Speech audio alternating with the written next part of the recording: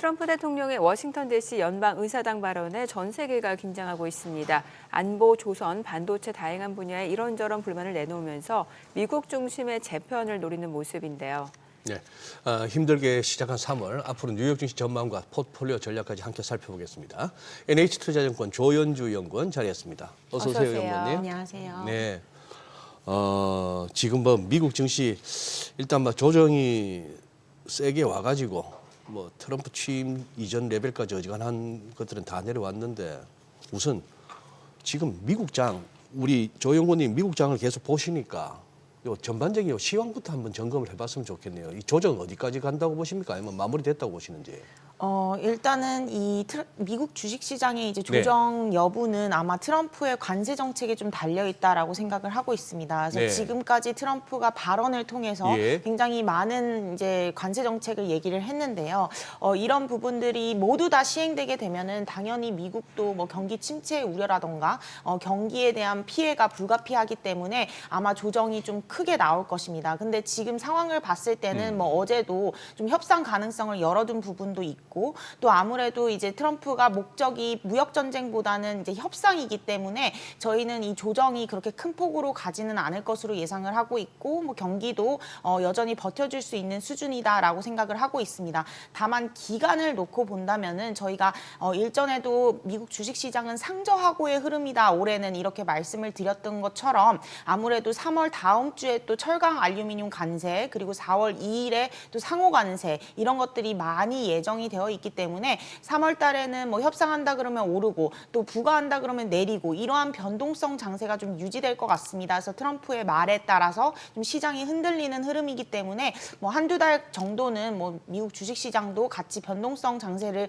좀 유지하지 않을까 이렇게 보고 있습니다. 당분간은 좀 왔다 갔다 할 수가 있다, 장이. 그러면 어제 요거 의회 연설에서 이제 우리 한국이 언급된 게 그 알래스카 천연가스 개발 사업 얘기하면서 한국, 일본 등이 이쪽 사업에 참여하기를 원한다. 이런 식의 언급이 있었어요. 지금 우리 시장 어제부터 반응했고 정확하게 그러면 그러면 천연가스를 캐가지고 남부 쪽으로 가스관으로 하고 그걸 또 어딘가 이송해야 될 거 아닙니까? LNG선이나 이런 걸로 우리가 어디까지 갈 수 있는 거죠, 그러면? 네, 이 부분에 대해서는 사실 어제 이제 국정연설에서 언급을 했는데 구체적인 내용이 전혀 나오지 않았어요. 그리고 이런 부분에 대한 것도 아직 어느 정도까지 한국이 투자를 하고 또 어떤 기업이 선정이 되고 이런 부분들도 구체화된 게 없고 그냥 단순히 한국이 참여할 가능성이 높다라는 측면에서 관련주들이 좀 많이 관심을 받고 있는 것 같습니다.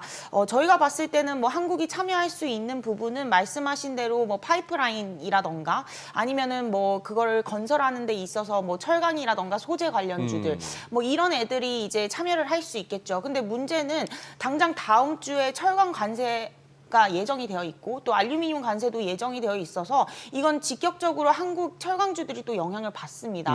마진이 줄어들 수밖에 없고 25%를 맞기 때문에 그래서 제가 봤을 때는 지금 이런 부분에 대한 기대감이 높기는 하지만 또 얼마만큼 정부가 이를 지원할 수 있을지 또 어떤 기업들이 선정될지 또 관세에 따른 그 영향이 어느 정도 상쇄될지 이런 부분들이 너무 아직 구체화되지 않았기 때문에 아직까지 이를 실적에 녹이고 저희가 이런 부분들을 가격에 넣기에는 좀 이른 시점이 아닌가, 좀 시간이 걸리지 않을까라고 생각을 하고 있고 한국 내 정부 당국도 아직 결정된 부분이 없기 때문에 좀 기대감이 좀 앞서고 있다 이렇게 보고 있습니다. 지금 트럼프 대통령의 관세 정책 계속해서 좀 바뀌고 있는 상황입니다. 일단 간밤에 나온 소식으로는 캐나다, 멕시코 그 자동차 관세를 한 달 유예하기로 했다. 이 부분은 협상의 여지가 있다라는 게 또 해석인 것 같고 중국도 그렇게 내놓은 그 보복 관세 자체가 그렇게 강하진 않은 상황이고 이런 일련의 과정들을 그럼 어떻게 해석하는 게 좋을까요? 네, 아무래도 이제 트럼프가 앞서 말씀드린 대로 관세 정책에 있어서는 최악을 가정하지는 않아도 된다라고 저는 생각을 하고 있습니다. 미국 경기를 살리고 또 미국 중심의 정책을 예상을 하고 있기 때문에 결국에는 미국 주식시장, 미국 자산시장, 또 미국 경기까지도 이를 부양하는 정책들을 더 초점을 맞출 것이지 오히려 이를 악화시키는 정책을 강하게 가지는 않을 것이다라고 생각을 하고 있어요. 이미 국정연설에서도 말했듯이 결국에는 어느 정도는 좀 참아달라, 이후에는 괜찮다라고 말한 것 것처럼 지금의 관세 정책은 약간의 협상을 위한 압박 정책 정도로 생각을 하고 있고 그 이후에는 결국 협상을 통해서 좀 완화될 것이다라고 예상을 하고 있습니다. 특히 이 관세 정책이 좀 세게 나오고 압박 정책이 세게 나오더라도 미국 같은 경우는 뭐 차트에서 보시는 것처럼 이 GDP에서 뭐 수입 수출이 차지하는 비중이 다른 국가 대비해서는 좀 많이 낮습니다. 그리고 만약에 유럽까지 하게 되면은 당연히 뭐 GDP에서 10%를 차지해서 좀 강하기는 하지만 저는 이렇게까지 강하게 나오지는 않을 거라고 생각을 하고 있고 또 미국 전체 GDP에서 미국이 차지하는 비중이 전체 GDP에서 이제 무역이 차지하는 비중이 한 11%밖에 안 되기 때문에 다른 상대국 대비해서는 양호한 수준이다라고 판단을 하면은 이 관세 정책에 따른 경기 침체 우려, 뭐 미국은 끝났다 이런 부분은 좀 과도한 게 아닌가라고 판단하고 있습니다. 예.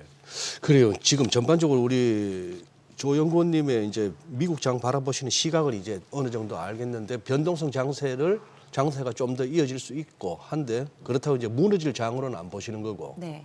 근데 이제 현실적으로 우리 지금 미국 투자하시는 분들이 작년 말에 많이 들어가신 분들은 지금 조금 곤혹스러워 하세요. 결국 그러면은 뭐 좀 기다릴 수밖에 없겠네요. 네, 이제 저희가 생각했을 네. 때는 지금부터 한 4월 2일 상호 관세가 예정된 일자까지는 좀 흔들릴 수도 있습니다. 추가적으로 또 하락할 수도 있고요. 왜냐하면 멕시코, 캐나다 관세만큼 영향을 물가에 주고 경기에 영향을 줄 수 있는 게 또 상호 관세거든요. 예를 들어서 유럽 같은 경우는 비관세 장벽이 한 22%예요. 그거를 모두 다 관세율로 따지게 되면은 유럽에 그냥 22% 관세 부과하는 것과 마찬가지인 거고 한국도 이 VAT 텍스라는 비관세 장벽이 한 10% 정도 되고 일본은 8%인데 이걸 그냥 관세율로 전환시켜서 부과하겠다라고 하면은 한국도 10%를 맞는 거고 관세를 일본도 한 8%를 맞는 겁니다. 그러면 굉장히 큰 규모거든요. 그래서 이런 부분들이 또 시행하겠다고 할 거예요. 한 4월 2일 전까지는. 그럼 다시 또 미국장도 흔들릴 수가 있겠죠. 그래서 저희가 생각했을 때 지금 이 무역 정책, 트럼프 정책에 대한 불확실성이 한 3월 달이 가장 피크가 아닐까라고 생각을 하고 있어서 지금 뭐 작년에 사셔서 많이 조금 물려 있거나 아니면 좀 어떻게 해야 될지 모르는 상황에서는 저희는 오히려 좀 많이 내렸을 때 추가 매수하는 게 좀 낫지 않나 이렇게 좀 생각을 하고 있고 그 이유는 이제 무역 정책은 결국엔 상반기에 몰려 있을 거예요. 지금 많이 내놨기 네. 때문에. 그럼 그 이후에 나올 정책들을 바라보셔야 되는데 그 이후에 트럼프 정책들은 관세보다는 오히려 감세라는 것들을 준비하고 있고요, 이미. 그리고 규제 완화 정책도 준비를 하고 있습니다. 그럼 결국에는 미국의 경기가 흔들리고 관세 정책으로 물가가 좀 치솟았을 때 이를 눌러줄 수 있는 정책들이 많이 대기가 되어 있다는 거예요. 그렇기 때문에 미국 같은 경우는 오히려 관세 정책으로 흔들렸을 때가 좀 매수 기회가 아닌가 저는 이렇게 좀 판단하고 있습니다. 오히려 좀 상반기에는 좀 불안정한 변동성 장세가 이어지고 하반기에 들어서 조금 추세를 잡아가면서 우상향으로 갈 수 있다 이렇게 이해를 하면 되는 건가요? 네, 맞습니다. 그러면 지표상으로는 뭐 우려할 만한 점은 없고요. 요새 조금 미국이 좀 지표가 안 좋아가지고 자꾸 뭐 별로 입에 올리고 싶지 않은 스태그플레이션 얘기를 갖다가 혹시나 싶어가지고.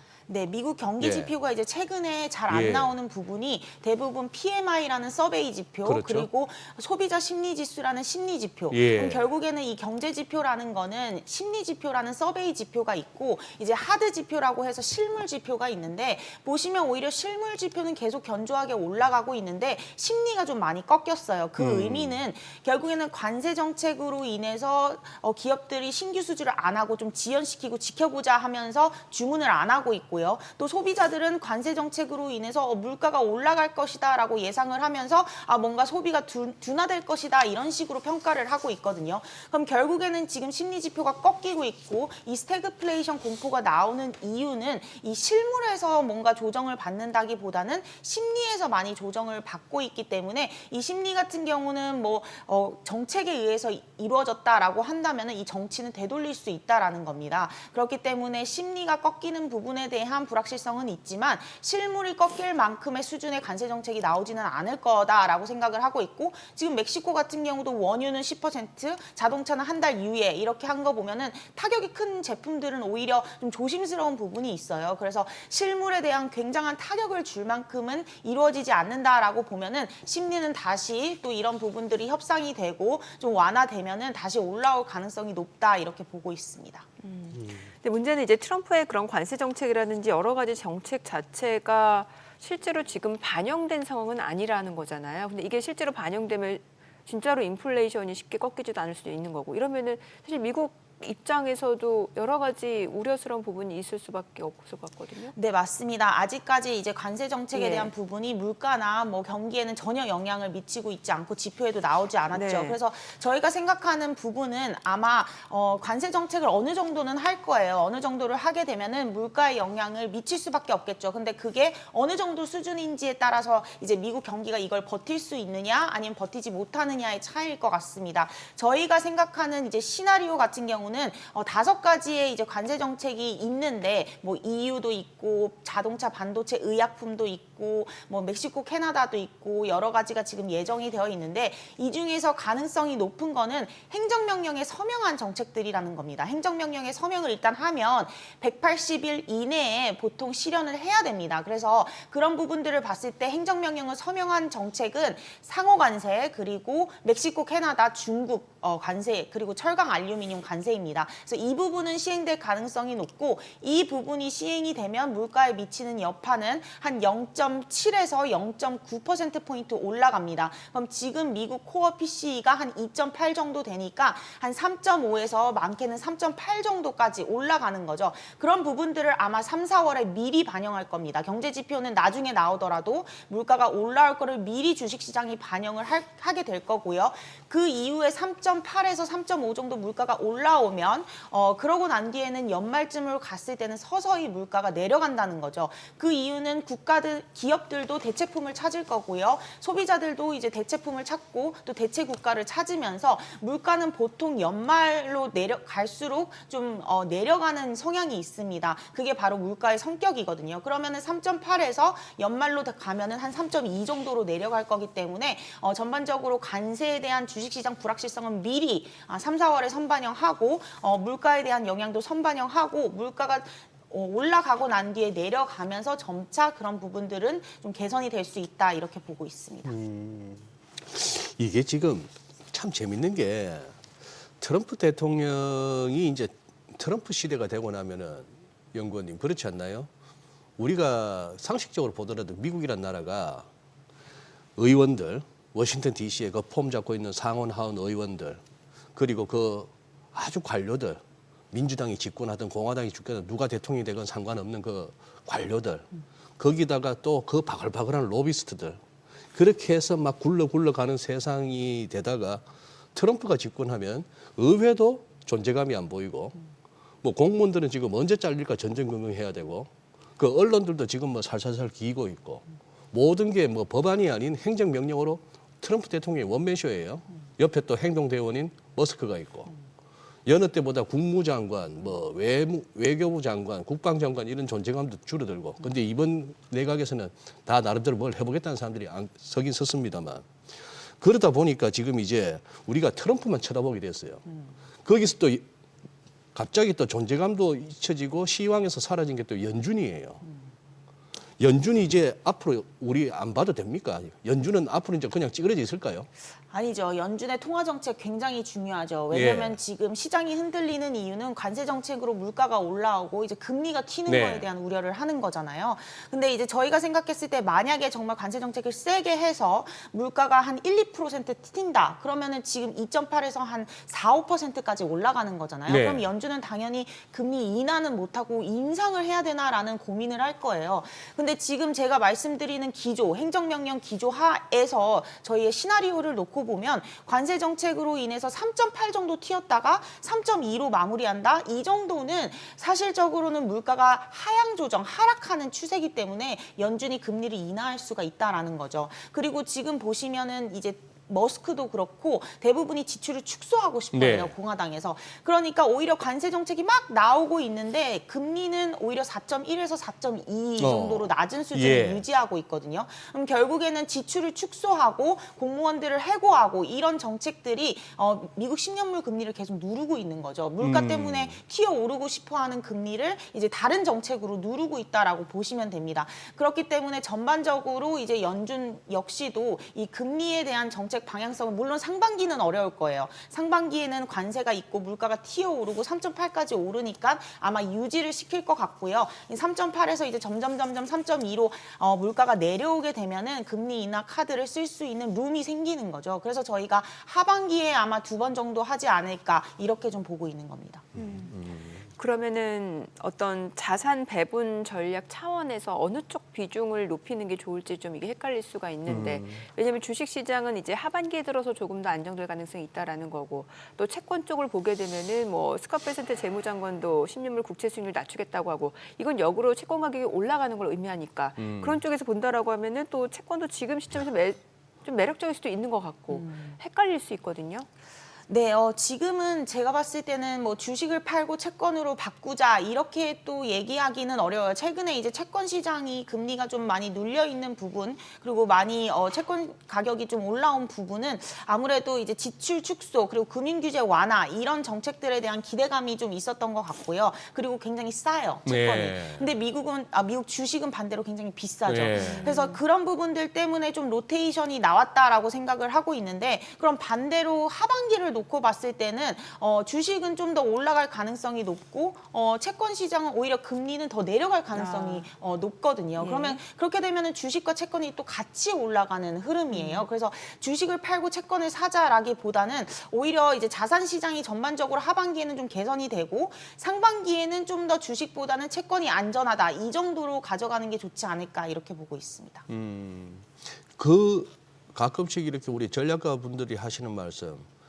작년, 재작년 할 것 없이 미국이 굉장히 상대적으로 아웃퍼폼 했기 때문에 차라리 어느 정도 차익 실현을 한다면은 뭐 달러도 더 강해지기보다 약세 뭐 이런 우려도 있고 하니 차라리 그걸 딴 데로 옮기자. 예를 들면 유럽이든 중국이든 이런 비유에 대해서는 어떻게 판단하세요? 네, 이제 연초부터 지금까지의 수익률만 놓고 보면은 유럽이랑 중국, 한국이 훨씬 더 수익률이 좋았습니다. 미국 같은 경우는 그냥 지지부진했어요. 네, 오히려 네. 좀 마이너스죠. 마이너스 4% 정도 S&P 500 기준으로. 그러니까 결국에는 한 연초부터 얘기가 나왔던 게 미국이 너무 비싸다라는 얘기입니다. 밸류에이션이 너무 높고. 그래서 어느 정도의 밸류에이션 조정이 필요했던 차에 이제 트럼프의 관세 정책이 나오면서 이를 좀 자극시켰다라고 생각을 하고 있고요. 그래서 어느 정도의 밸류에이션 조정은 저희는 있을 수 있다라고 생각을 하고 있습니다. 그래서 어느 정도는 좀 내려갔을 때 그때가 이제 기회지 지금부터 막 급하게 사실 필요는 없다라고 말씀을 드리는 거고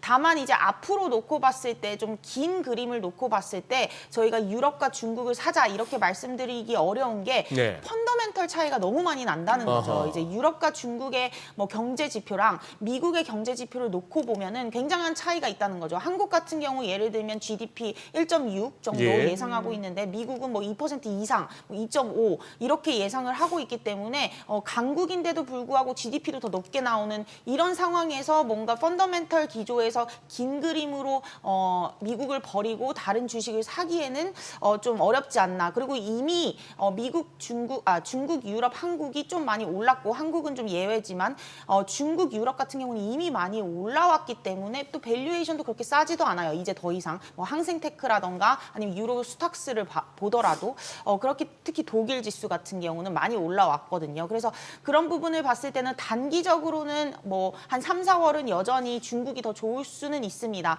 하지만 좀 긴 그림으로 놓고 보면 올해를 보면은 결국에는 미국이 좀 더 아웃퍼폼하지 않을까 저는 이렇게 생각하고 있습니다. 네, 오늘 여기까지 듣겠습니다. 네. 잘 들었습니다. 고맙습니다. 감사합니다. 감사합니다.